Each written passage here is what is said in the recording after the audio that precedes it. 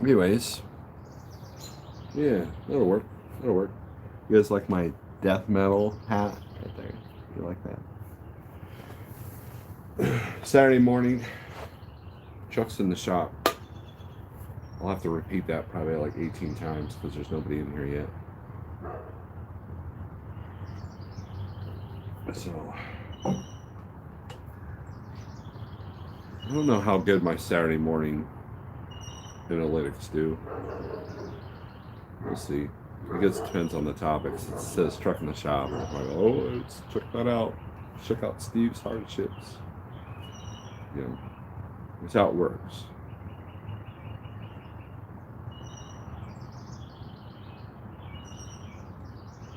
Let's see if notifications went out. Oh, there we are. You guys like that thumbnail? You guys like that thumbnail? Oh, it's not showing the thumbnail now. It's a good thumbnail. That's actually from a Ozarks, I Love Ozarks Facebook page. So, anyways, we're here on the back porch, away from the traffic as much as we can. Truck's in the shop. We'll talk about that. So, it's not what you think, although so far it could be something. But, anyways, we had a lot going on this weekend, so this is about the only time I was going to be able to go live this weekend, because there's a lot of things. So, yes, they had a unicorn load. That unicorn load, those exist.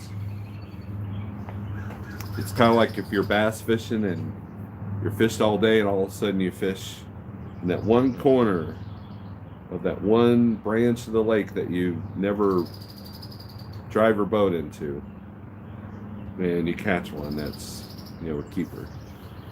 I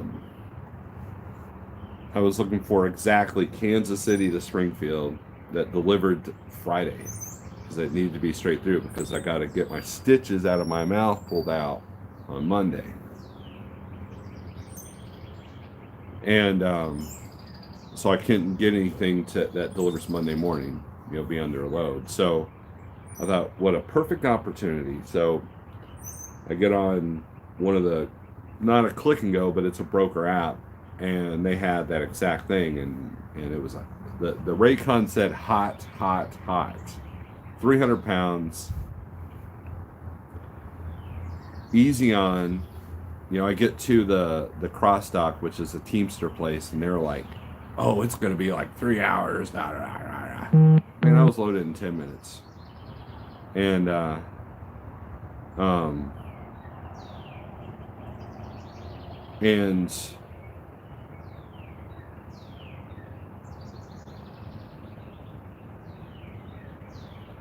it's just one pallet.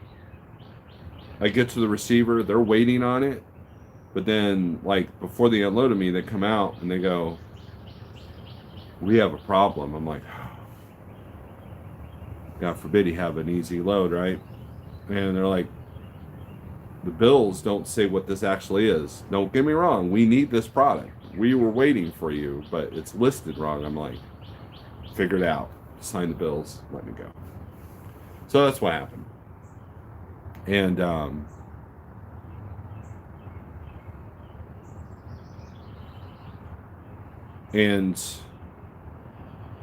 so, anyways, got that delivered, went home, or before I went home, I decided to drop the truck off. It's been needing a PM. They're supposed to look at a few other things that were concerns of mine. We're getting a PM overhead, changing the fluids of the the axles and all that stuff. And seemed like there was something else that was getting done. There's a whole. I handed them a shopping list. Okay, I need all this stuff. So there's nothing urgent that I know of so far. Oh, and the DOT, because 90-day inspection is due. So that is why the truck's in the shop. So it could cost $1,000. It could cost $5,000. Who knows? Because who knows what they'll find. But but you know, that's cost doing business. But I've been able to catch up on a lot of that stuff. If you guys will hold on just a minute, hold on.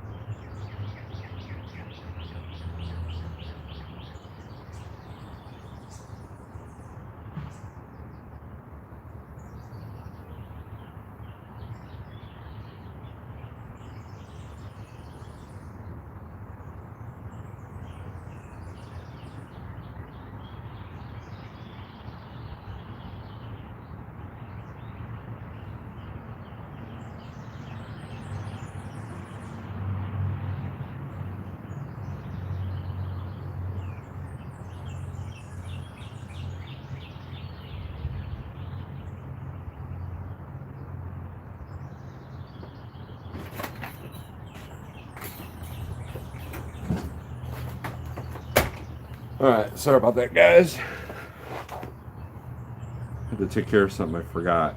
So, anyways, let's do some shout outs. Get some people in here. Got Daniel Adami, Nittany Lion, RN, Don Schonger, GNC Family Trucking, David Moreau, Thor and Thunder. Good morning. Other trucker James Best. You're in the shop too? That sucks.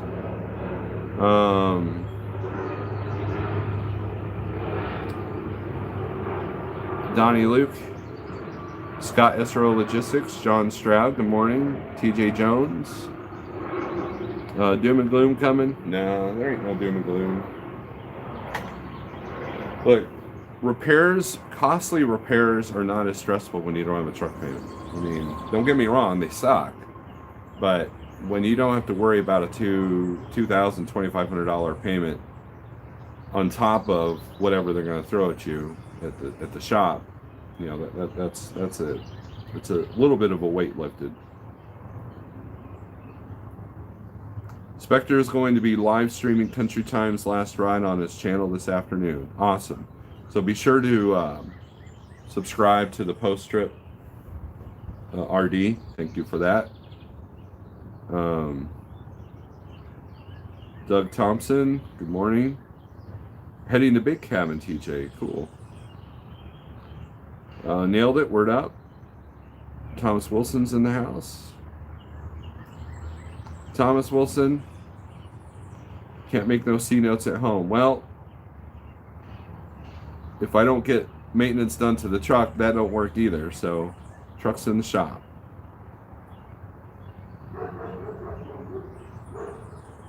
I just got a DOT inspection done this morning and passed. Good deal, Daniel. Shauna, what's up? We'll probably have a pandemic in the next 20 years sometime, says Marty. Not sure why I think you're in the wrong conversation there, Marty.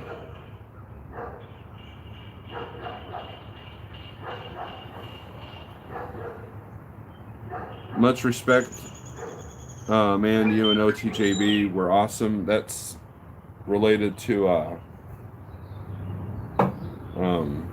Spectre's deal.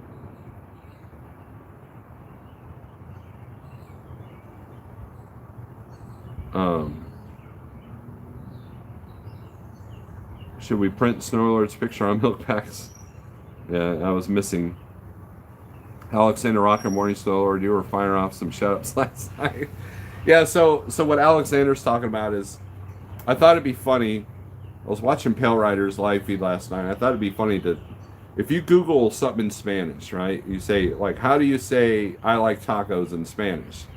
And Google will tell you. So you copy and paste, and I was doing that in his chat. And I was telling Daniel to shut up in Spanish. And then at one point I told Daniel to shut up in Russian. So, I'm probably on some watch list now. And you can do it with any language, right? And so it was kind of funny. So I like being a smart aleck on Pale Rider Speed. The Scribe, yes, we do. Like Truckin' wants you to do DOT inspections every 90 days. Landstar is every 120 days. Snyder, it was every 90 days, once a quarter.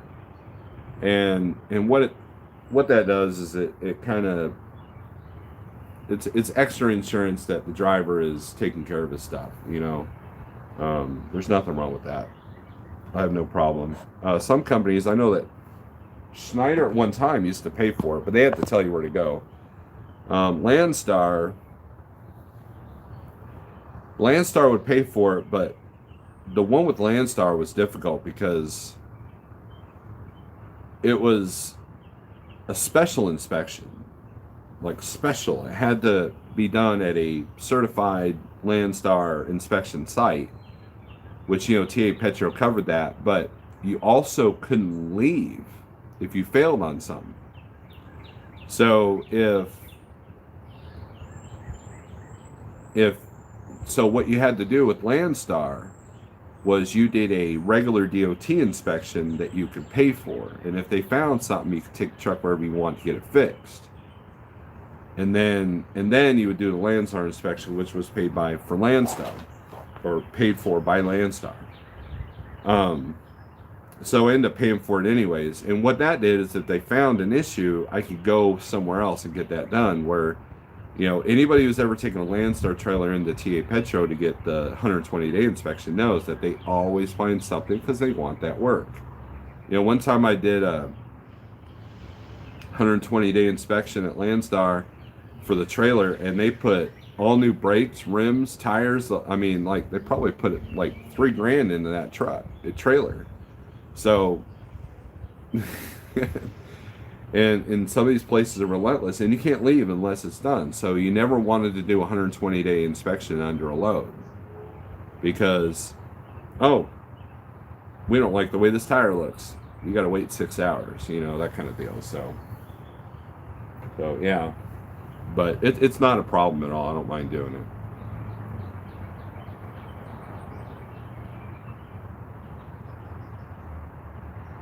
It's the Nature Channel. Let's see. Spectre said services were at 11 and then 12. All right, good deal. Just brightness of his phone.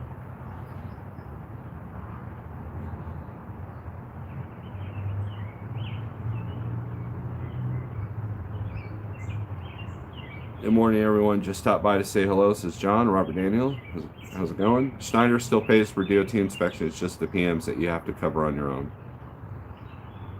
or through your MMA. Well, that's that with any company, really. I mean, if you own the truck, you own the truck. Yeah, I don't, RD, surprisingly enough, the time I spent in Phoenix was not enough to get me to do Spanish. And I kind of regret that because in high school I took French, which was a mistake because that's never come in handy. Except for one time we played with the death metal band from France. They were touring and we opened up for them and I didn't know. I didn't understand a word they were saying. It was a year wasted in high school. I just thought Spectre and OTJB and TJ Jones were a big part of what's being mentioned. Just my thoughts. Nailed it. I agree with you. I agree. The $30,000. I mean, that's a lot of money to be raised, and that just shows you that this YouTube community knows how to get together when they want to. And notice none of the bad elements had any issues to say about it.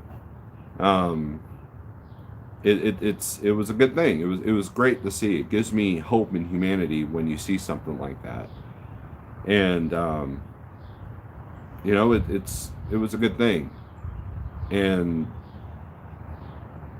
when a YouTuber falls, people have their back. So I think that's a great thing.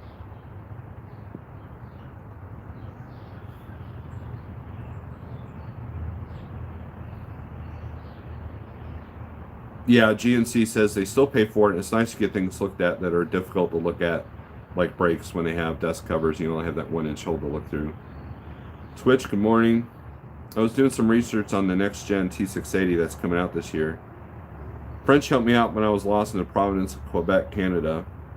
Yeah, I bet. Tolga, hello everyone. I never go to Canada. Last time I was in Canada, I was like 9. It was to Niagara Falls.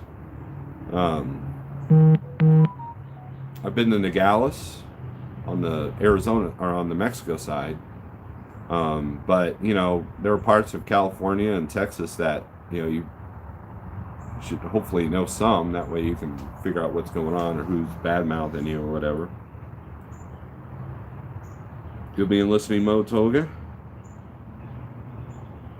So let's talk about a topic. So 2 things that I've noticed on Facebook. Rates and lanes. Somebody came in there griping about a broker calling them. Or no, it wasn't. It was about the tracking apps. And there was a broker that took away the tracking app in the middle of the load. And they thought that was shady because they had money taken out. They were fined from the RateCon that they didn't use the tracking device or app. And it's amazing what the responses were. And there were a lot of people that don't want anything to do with the tracking apps. They refuse loads that require tracking apps. And they had this complete attitude about it. Now I understand if a broker's calling you and there's a tracking app, that's kind of annoying, but you got to think about this. There's when you do a certain beverage load, it's not the broker that wants the app on you, it's the shipper. They want that app on you. And so the shipper information from that app and the broker aren't sharing that information. So that's why that happens. But if they have their stuff on your trailer, they have every right to know where it is. Schneider gets good rates for their ICs because of that trailer tracking technology that they can give their customers. We have that technology at Like Trucking. I can do a live share to my truck to any broker that I want, give it an expiration date, and they can see where I'm going. They can see what I'm doing. They can see where I'm parked. And based off of our ELD. And so now, are there brokers that remove those apps and try to get money from you? Absolutely. So here's my remedy for that. Okay. Let's take MacroPoint for a perfect example. So MacroPoint, you show arrived. Take a screenshot. Screenshot that. Take that picture, email it to the broker. Hey, I've arrived at shipper. Okay. And then when you depart, same thing. click the part, take a screenshot of it before you click it to the homepage of the tracking app. Send that to as part of your part of your check call to the broker. That does two things. Number one, it's proof for later, just in case they want to come back and say you didn't use tracking. And number two, it shows the broker that you're paying attention to that and you're paying attention to that detail. You arrived at consignee, and that's usually when they shut off the app, is after you arrived at consignee, because they don't want you to record, detention time. And if a broker pulls that stuff, you need to stop pulling for them, or go above their head and say, "Hey, what gives? This is an issue." Take a screenshot. Arrived at consignee. And then if you see that it's off the app or the app has been shut off, then you email and call and say, "Hey, I noticed you shut off the app. I'm still here at the customer. I will be giving you a delivery call when I'm done." So the tracking app has been a double-edged sword for these brokers, because in the ELD as well, because now you have proof that you were at said place for said length of time that you were on time. And then the check call thing that we use over here at Like Trucking also is good proof on top of the ELD. So there's been times, well, I'll send the check if the rate con says you must use this tracking app or so and so will be deducted. Those screenshots I turn into PDFs through Tiny Scanner app, and then I will email those along with the bills to the broker and then also to Jeff. So that's a way to cover your butt. So that's a little golden nugget right there that I use. As far as the griping about using these tracking apps, their stuff's on your trailer. They have every right to know where it is. If you're on Facebook bitching about, tracking apps and apps that are invasive to your privacy, you're doing it wrong, because Facebook is more invasive than any of these tracking apps. Do the brokers and carriers use this information against us? Absolutely, but there's really not much you can do about it. So you might as well get with the program and utilize the analytics to your advantage as well, because at the same time, if they can see that you're in an area where there's a lot of trucks, they can kind of rake you over the coals on the rates. You can do the same in return. If their analytics show that there's not many trucks where you're at, and you know that, you can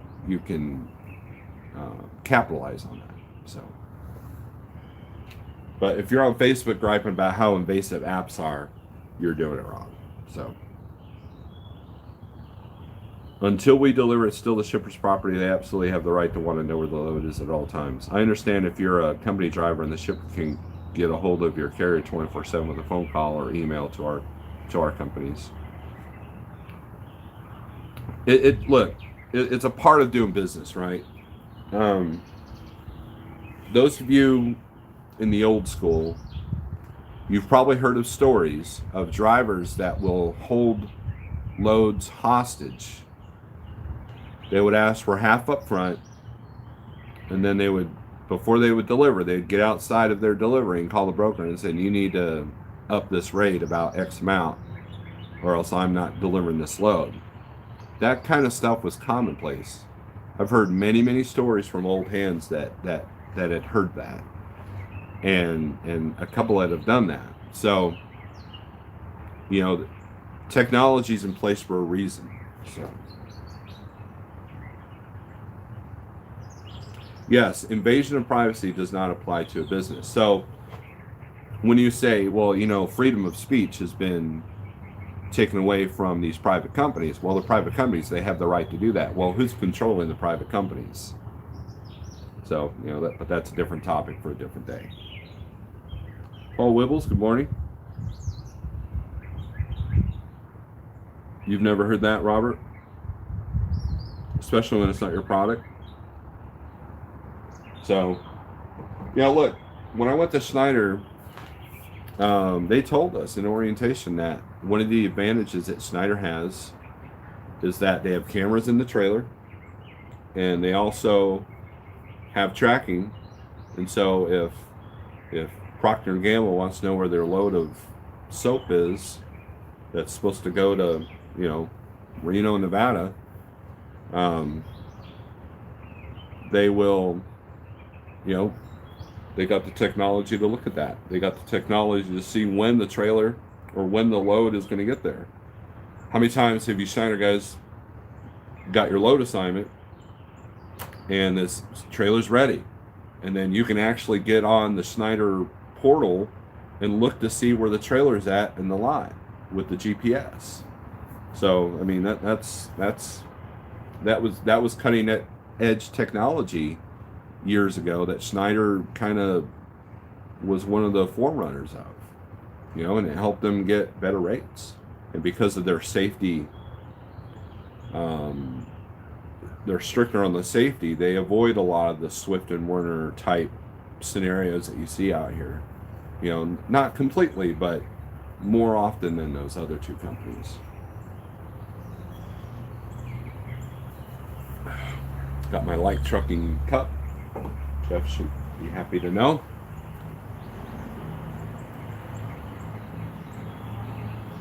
Springfield, 145 miles.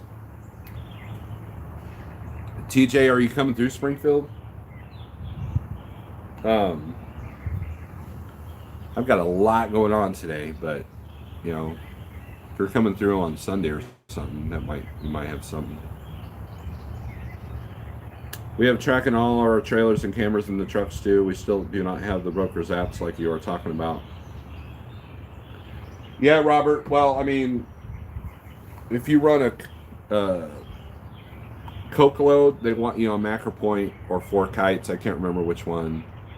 And then like if you do an Uber load, Uber's tracking you. If you do a convoy load, Coyote, same thing.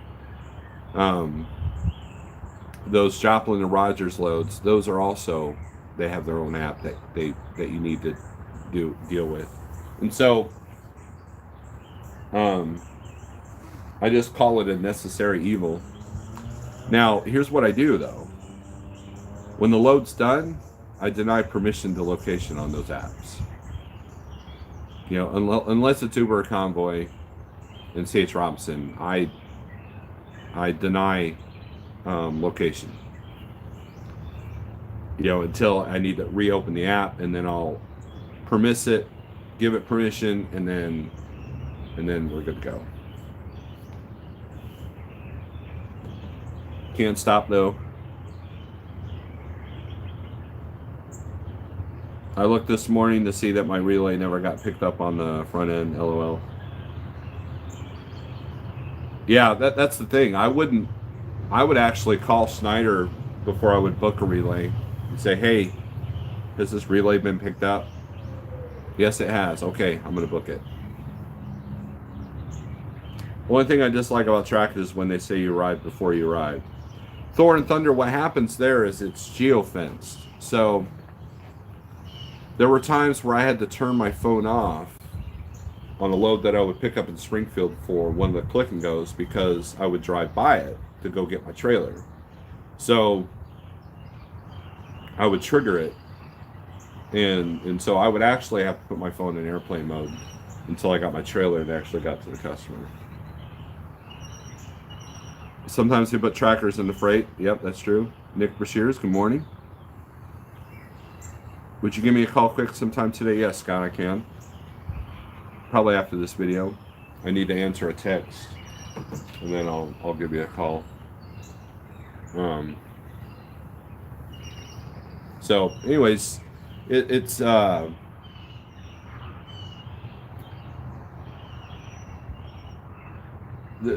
thing that stood out, and look, you can debate whether tracking apps are good or bad for the industry. That doesn't matter, okay? I'm sure that's going to infuriate somebody. Of course it matters,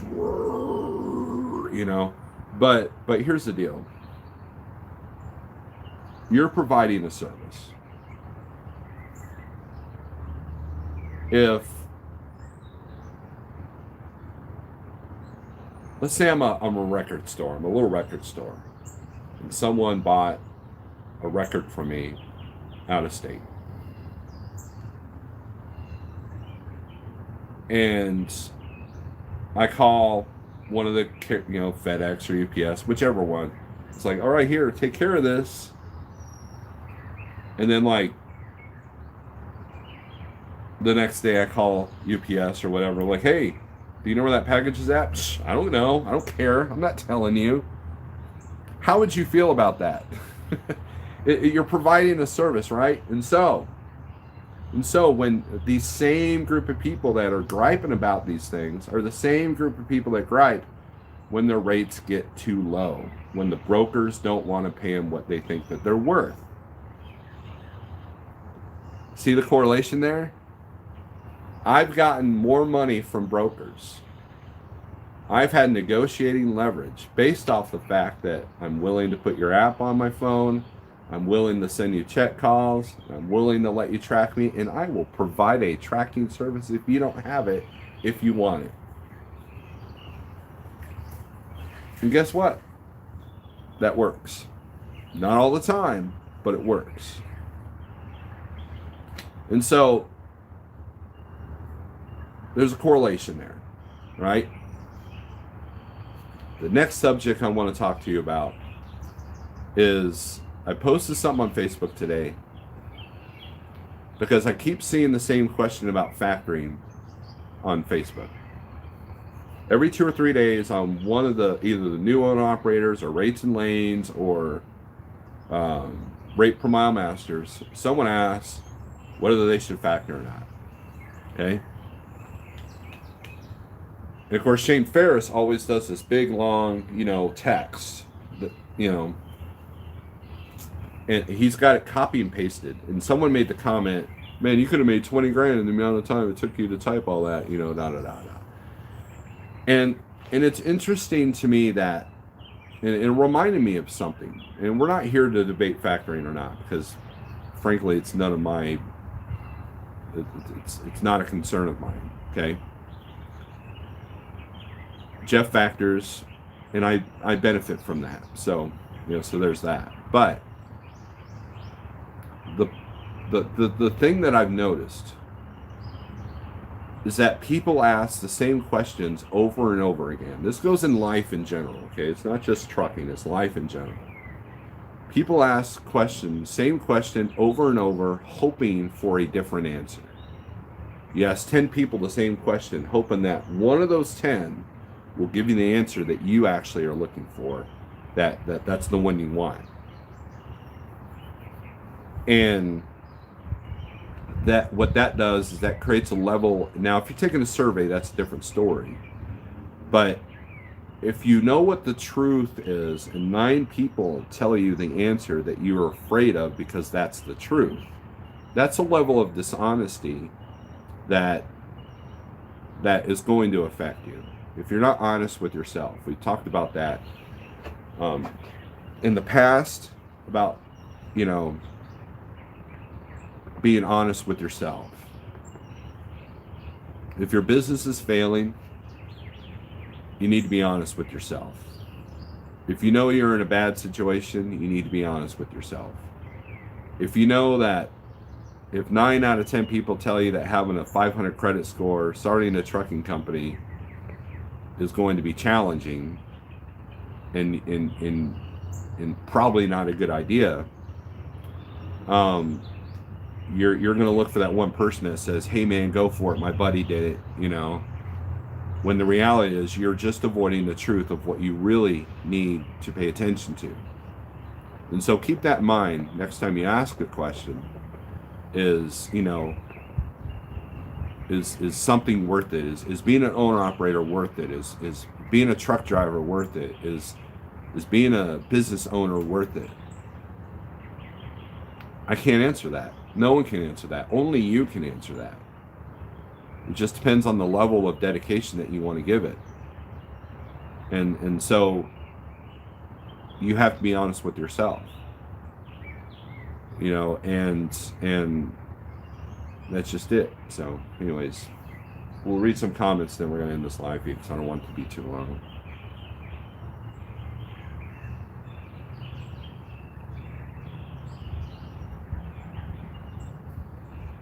Yeah, I parked around the corner the night before, and it says I was there all night. I didn't care. I prefer to let me confirm I'm there. That is smart, but even when I had a C.H. Robinson or say a liquor load or any kind like that, I do not have to have that either. Maybe because of my company's reputation in the industry. Robert, that's true. The main company that wants you on Macro Point is Coca-Cola. C.H. Robinson has their own app, and so you get points for using the app. But if you got a good relationship with C.H. Robinson, they're not worried. I'm talking about the one truck operators that have negative attitudes towards that thing. Obviously, you've built up your relationships and your reputation for a reason. So this is a moot point for you. So.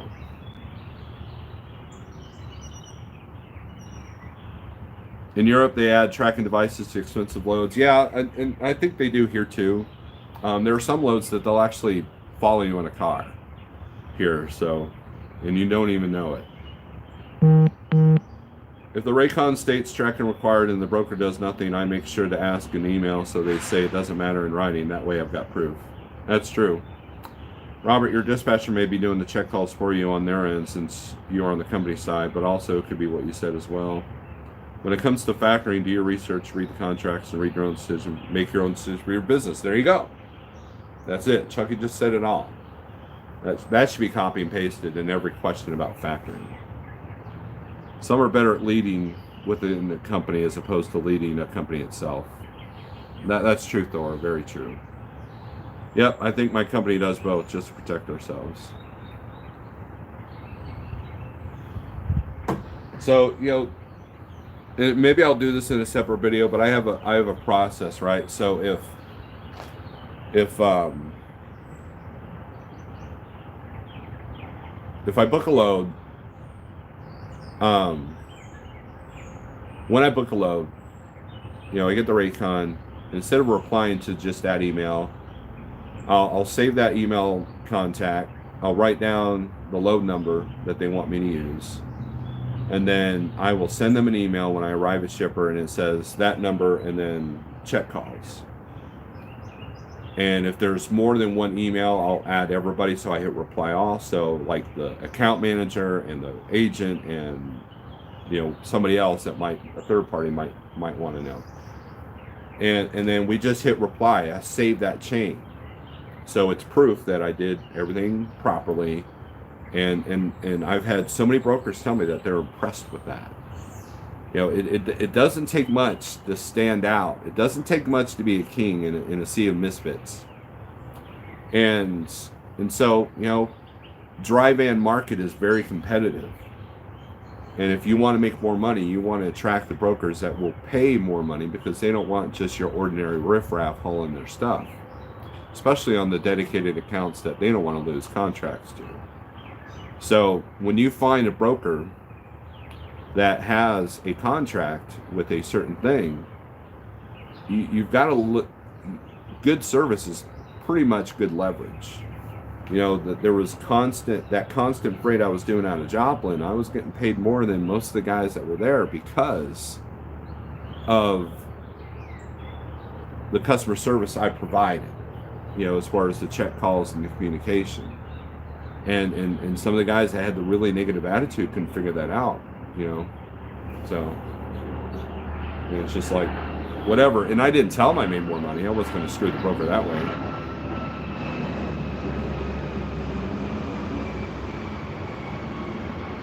CH will move you up in status by using the tracking app.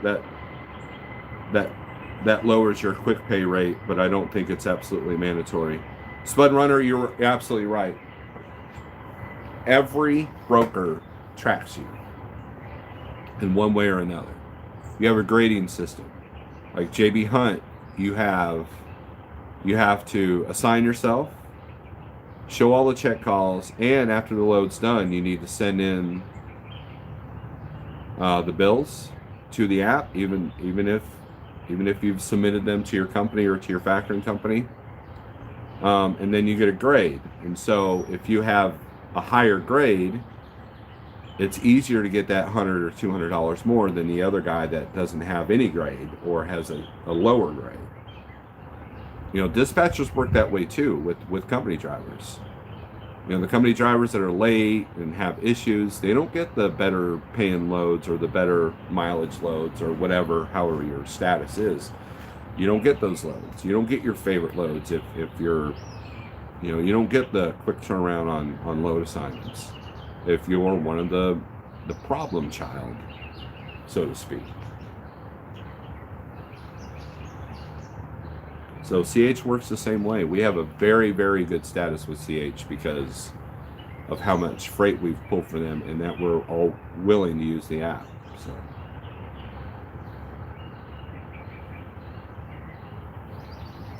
believe it or not, GNC, I use all the same things you guys do on the spot within my company too, because I treat our load planners and CSR as brokers and my dispatcher as my DAT board. It works. Hey, just a heads up, the trucking school in Lebanon you suggest that I look at has been a great school. Awesome. Was it in Lebanon or Neosho?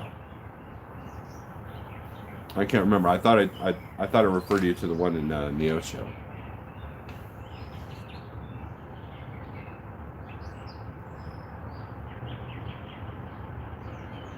But any more comments, questions, concerns? Those of you new to the chat, truck is in the shop, but it's regular maintenance stuff that was overdue.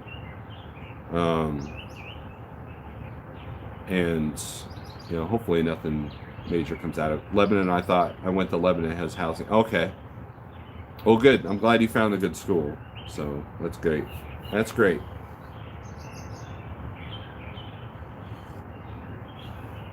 Rick, what's the name of the school, if you don't mind putting it on here? Because either that or text it to me, because you know, I'm always looking if people want to come to the trucking industry. I always want to recommend a good school, since my schools no longer exist.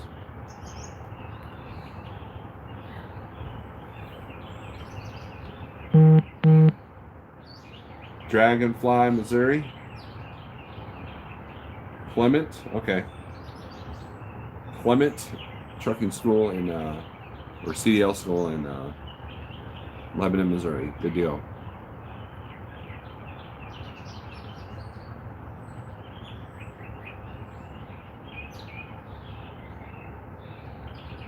But all right, guys, I think we're gonna end the speed. 4,500 for 160 hours with housing. That's pretty good. I think I paid 2,700 for mine, and there was no housing. Because you know I live here, so trying to think of anybody in my class that weren't from the area.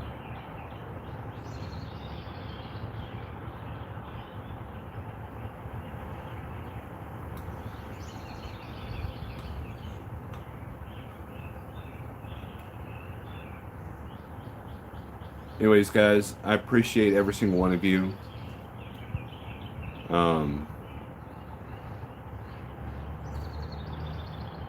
That's it. So, anyways, wife's home. Talk to you guys later. Peace. Thanks for watching. Click like, subscribe, all that stuff. So, peace.